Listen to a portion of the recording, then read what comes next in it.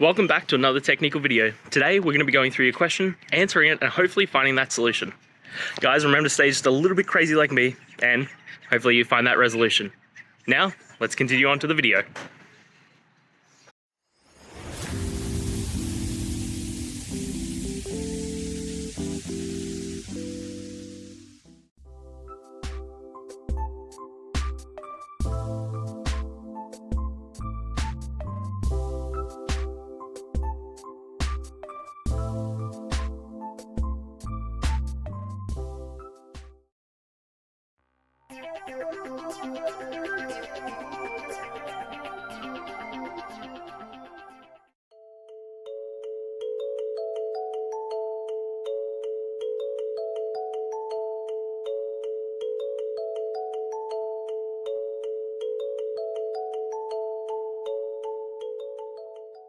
And that's it.